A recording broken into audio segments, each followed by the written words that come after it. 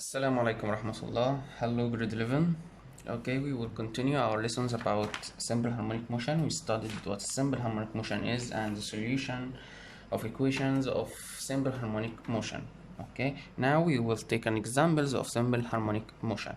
At first, we have two examples. The first one is a spring, okay, which we take an idea about it. Okay, let's draw it. Okay, we have here spring and the mass at its end.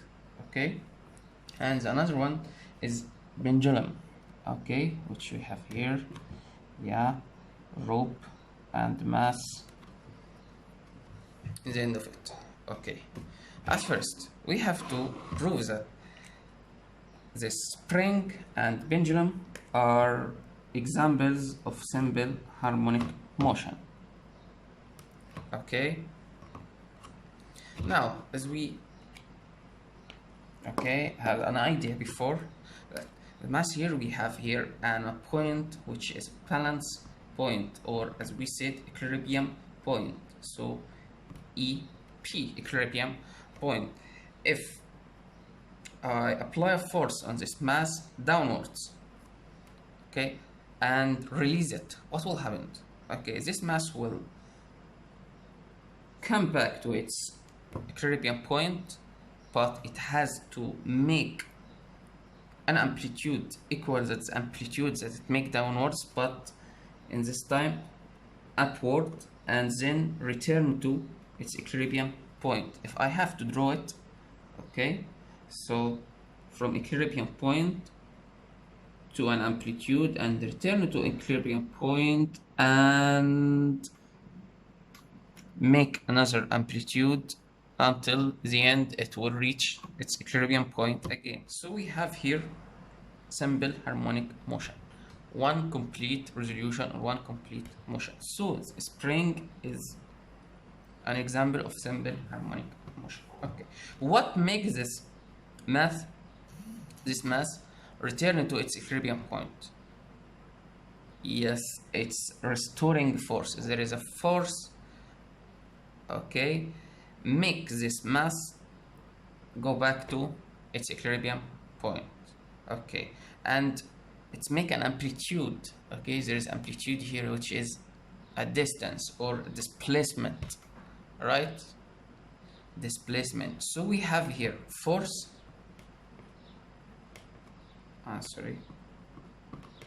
and displacement. Okay, and there is a relationship between the force and the displacement. Okay, if the displacement is large, the force will be large. If the displacement is small, the force will be small. This is meant, or this is okay, directly proportional between F and delta X.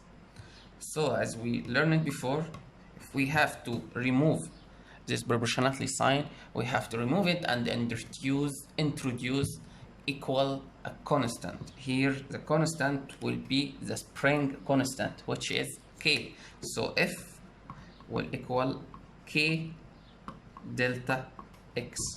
F restoring force, delta X distance or the amplitude, and K is spring constant. By the way, in some books it's Hooke's constant, because this experiment and a scientist who did this experiment, whose name is Hooke, so this constant named after him, so it's Hooke constant. Okay, so we could do our triangle here, F K delta X. So K here will equal F over delta X. Okay, could I conclude the measuring unit of K? Yes, right, F in Newton, delta X in meter, so could be Newton over meter. That's right, or Newton times the meter power negative 1. So now we have to know that there is a restoring force and displacement and constant. Okay, let's delay this pendulum to finish the spring. Okay, now this mass, okay, this mass go, come and go upside down in time, right? In time. And we studied waves in grade 10, and we know that the time of the complete wave is called, yes, period, time period, which is T capital. Yes. Okay. The law of time period for the spring is T equal 2 pi square root of m over k. T is equal 2 pi square root of m over k, which T is the time period, 2 pi is a 2 pi constant, m mass of the spring, and k is, okay, Hawk constant or spring constant. Okay, let's back here. Sometimes the restoring force, or all the time the restoring force is the weight, which is mg, so k could equal mg over delta x. Okay, I could substitute with k here, so T equal 2 pi over square root m over mg over delta x, so m is cancel m, so we have T square root 2 pi square root delta x over g, or we could get k at first and then substitute in this law square root m over k. Okay, the second one, okay, I will erase this one. If anything you want to ask me about it, you have my number and I will type it at the end of this video. Okay,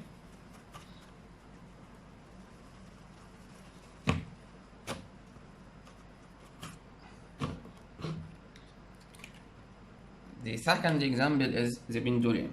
Okay, we have the pendulum here and we have this mass with this rope which has length of L. Okay, if this mass moved to this direction,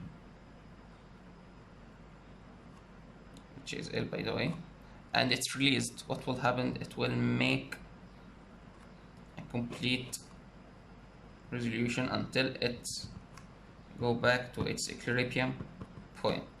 Alright, at here we have, at this rope we have tension force, which is equal, if I apply from first semester Newton's law. Okay, we have weight here which is mg, and at the extent of this rope, and there is a theta here, so this one will be w cos theta and this one w sin theta, so t here would be w cos theta. But in simple harmonic motion, theta will be so small, too small, okay, less than 5 degrees, so in radian it will be equal 1, so mg here, t here will equal mg because of the small of sine theta, so we don't have here any constant. If we want to get this time period, we will apply our t equal 2 pi square root of L over G for pendulum. So 2 pi constant, G is a constant which is acceleration due to gravity, and we have L, we have just L. So T is directly proportional with square root of L, could be T1 over T2 equal square root of L1 over square root of L2. Remember the supervisor when she came and asked you a question about the separation between two masses? Okay, here is another one.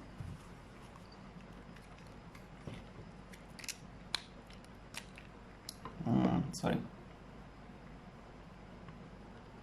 L1, L2. Okay, let's take an example. Okay, we have a pendulum. Its period is T, and the length of the rope is L. What will happen if I increase the length? What will happen to the time period if I increase the length L2 to 4L? So as I said, pendulum time period is T, T1 is T, right? And L1 is L. He need T2, right? If he increase L2 to 4L, okay, substitute in this law, T1 over T2 equal square root of L1 over square root of L2. Okay, T1 is T, T2 which I want to get. Okay, square root of L1 square root of L over square root of 4L. Okay, 4 under the square root is 2, so it 2L. Okay, so we cancel the square root of L with the square root of L. So T2 will equal to T1. T2, so cross multiplication here, T2 will equal to T1. Okay, there is an example about the equations that or problems that could come in this part. Let's take an example which in your box, page 235. Okay, example. Here, if you say it, yes. Helical spring is clamped at one end and hang vertically. It extended by 10 centimeter when a mass of 50 grams is hanged from its free end. Calculate the spring constant. We have our rule here, spring constant, which is K equal F over delta X. Okay, we have F here. No, but we have mass which is could multiply it by gravity, acceleration due to gravity, and get the weight. Weight is the force. So the force here will be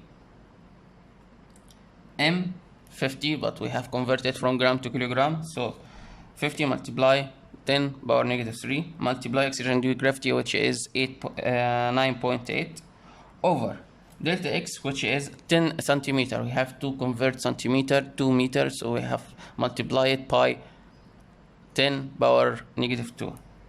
Okay, and time period, we have the law here, T equal 2 pi square root over M over K. We get K from the first example and substitute in the law, so we will have time period 0.63 second, and of course the Measuring unit of the constant is 4.9 Newton over meter, or Newton meter power -1. Okay, that's it. Thank you.